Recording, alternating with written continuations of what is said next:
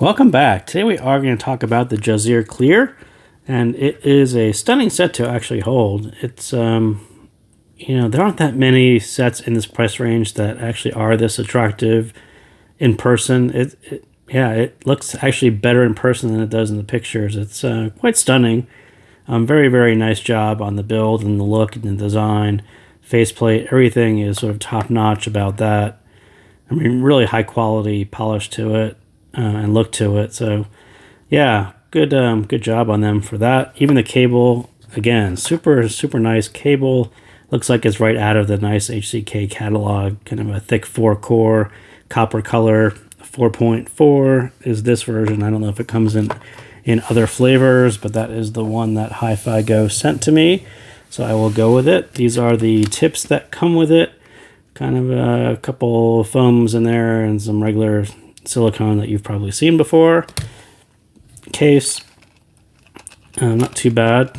I'm not a fan of that color, but it's okay. So also HiFiGo at the same time sent me some velvet tips. These are the Divinus Velvet tips, and I think they are, I don't know if they are the only one, but they are one that picked up worldwide shipping on Divinus tips, and I can't really complain about that because, as I talked about on Kangzoo's Fudu, these are actually really nice tips, and they're kind of expensive tips, but I actually like them quite a lot, and I gave them their own special case, so I tend to use them or at least try them on new sets as they come in because I actually like the tips. Do the tips work well on this set? Not so much. For me, they tend to emphasize bass, and we'll get to it in a minute. I think this set doesn't necessarily need any emphasis on the bass, so I appreciate the velvet tips, and I like them very much, and I will probably talk about them again. But yeah, you can kind of see what they would say. They maximize the ultra high and low range, and I think for me, they tend to hit the low range more than the high range. So not a perfect match for the Clear, but tips that I will talk about again sooner or later because I do use them and I like them. So here we are. So we're going to go through this one kind of quickly because everything you need to know is pretty much right here in front of you. It's a V-shape, big bass, lots of or not so much mids. And what's actually different about this V-shape is where it pops up, and that is pretty much right at 5K. So your traditional V-shape would actually put more energy over here, so there's just a little bit more mids.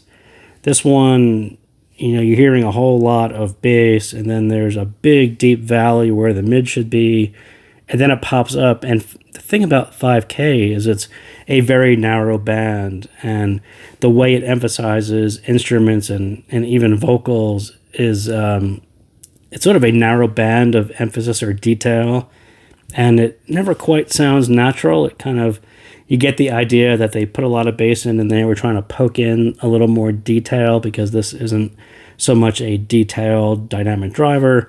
So they tried to poke in something and get it to sound a little more natural or technically a little better. But man, it's just a really difficult signature to pull off without putting a lot of work into finding a driver that can actually do this well. And at $50, this one is kind of, not so much.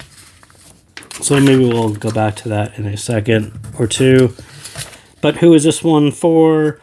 People who complain about everything is Harman, right? You hate Harman so much, you want a huge V-shaped set. This one kind of hits you. Maybe you like a big peak at 5K. There are people who dig that.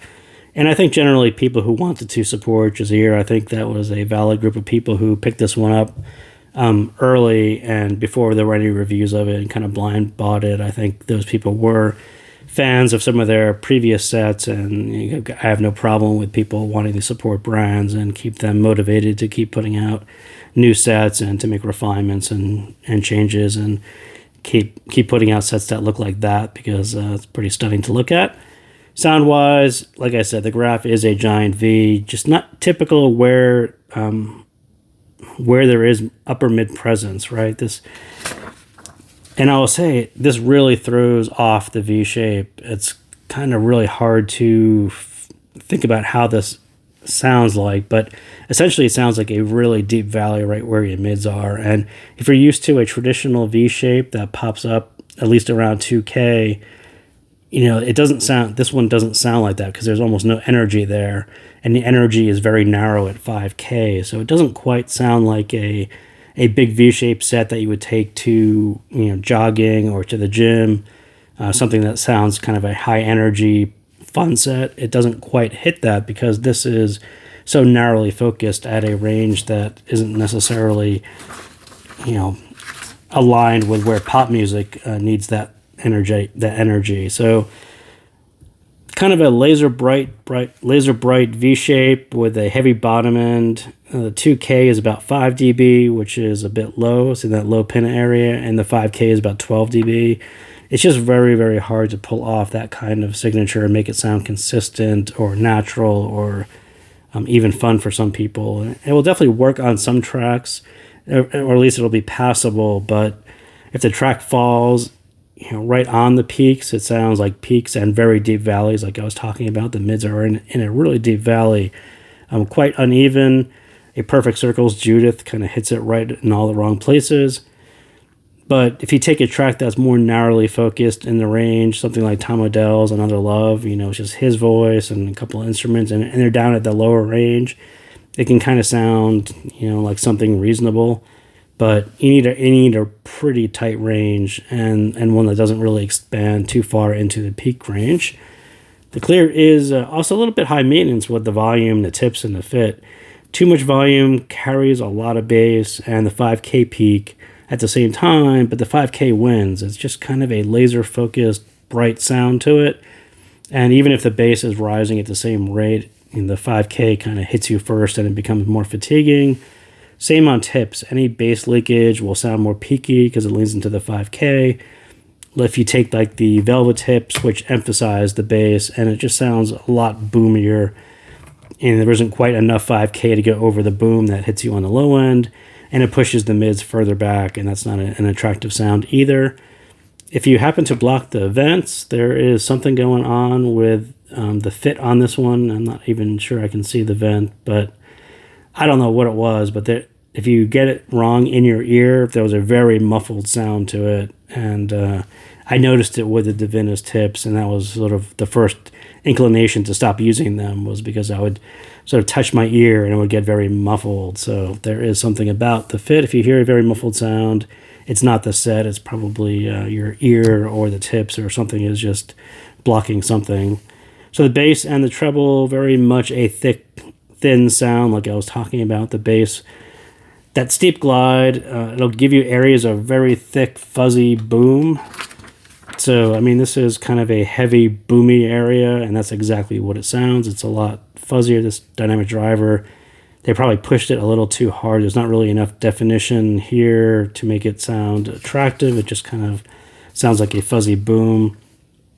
And then of course, the 5K, that kind of hits you, so the fuzzy boom drops too quickly to thinner vocals and kind of blurred thick bass. That treble at 5K, it's that laser beam of detail and sharpness.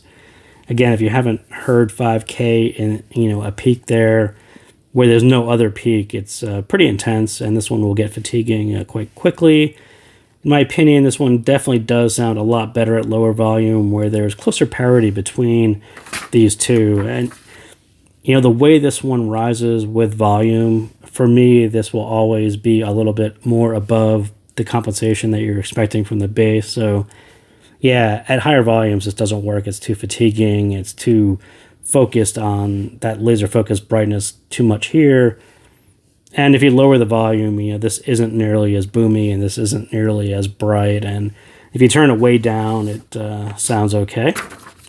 So mids, again, where the mids at, it's very, very much a deep valley. The tuning is really harder for mid fans, and it draws attention away from the middle as a result. Like the big V shape, it just pulls all the emphasis away from the middle. It really sounds a lot lower, very recessed, kind of like a deep valley is exactly what it sounds like.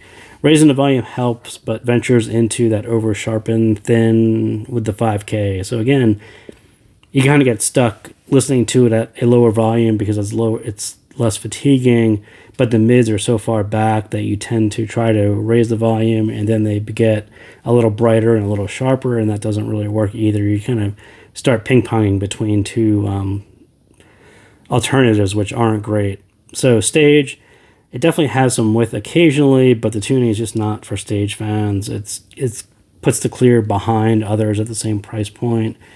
Lots of sets at $50 do stage pretty well. This tuning isn't all that conducive to a big open stage. I mean, especially with the mids, it's kind of more of a hallway effect. So that's what I got on the Clear. So thank you guys again for tuning in, and I will see you next time.